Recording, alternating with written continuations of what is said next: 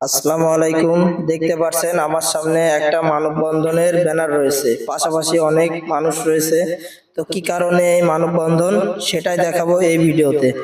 আসলে আমরা কিন্তু কনস্ট্রাকশন বিল্ডিং এর কাজ করি।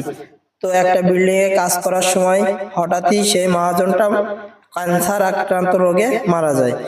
আসলে তার সন্তানরা বলেছিল আপনারা কাজ করতে থাকেন, আমরা আপনাদের টাকা দিয়ে দেব। কিন্তু তারা এখন অস্বীকার যাচ্ছে, তারা টাকা দিতে চাচ্ছে না।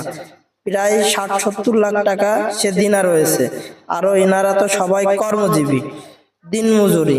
তো এই যে তারা বলেছিল যে টাকা দিয়ে দিবে, এখন দিচ্ছে না, তারা অস্বীকার যাচ্ছে। তো এই কারণে এই মানববন্ধন। বাদ বাকিটুকু বিস্তারিত দেখতে থাকুন। ভিডিওটা ভালো লেগে থাকলে অবশ্যই পেজটি ফলো দিয়ে দেবেন। ধন্যবাদ।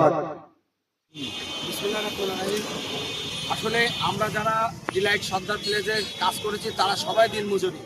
আমরা রাত দিন পরিশ্রম করে ডিলাইট সর্দার প্লাজা তার হাতে আমরা কাজ করেছি। তার কথা মতন সে বলেছে তোমরা কাজ শুরু করো, আমরা তোমাদের টাকা দেবো, টাকা মার যাবে না।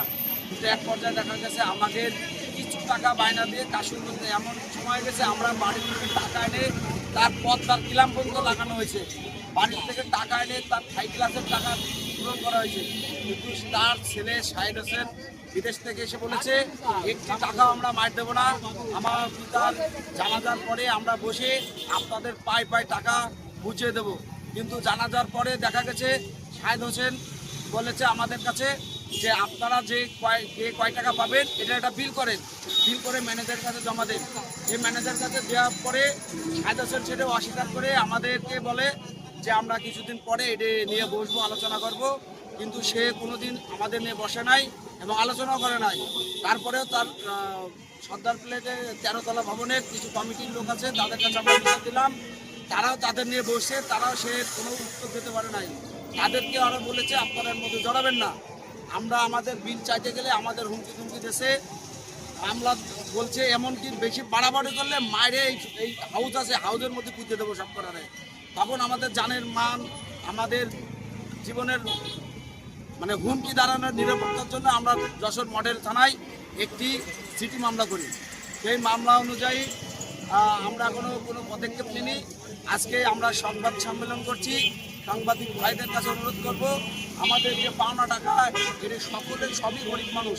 এই গরিব মানুষের আর্থিক আপনারা যেন প্রশাসনের মাধ্যমে আমরা খুব দ্রুত এর টাকাটা ফেরত পাই, সেই আশা প্রত্যাশা শেষ করছি। আসসালামু আলাইকুম। আমরা বাড়ি থেকে জমি বিক্রি করছি, জমি বিক্রিতে সৈনিক মিটিং দিয়েছি, দফায় দফায় তাদের সাথে বৈঠক করেছি। তারা কোনো প্রকার আমাদের টাকা দিতে চাচ্ছে না এবং তারা আমাদের সাথে কোনো রকম সমঝোতা আসছে না, যার কারণে আমরা বাধ্য হয়েছি আন্দোলন আসতে। এবং এই মানববন্ধন যদি শেষ না হয় আমরা সামনে বড় ধরনের আন্দোলন করব।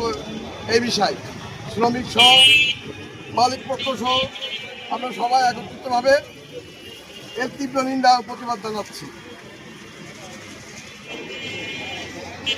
আমাদের দাবি মানতে হবে। বলেন আপনাদের কি দাবি আছে বলেন, অবশ্যই বলতে হবে। বলেন আর কি দাবি আছে বলেন। এই আলম ভাই বলো।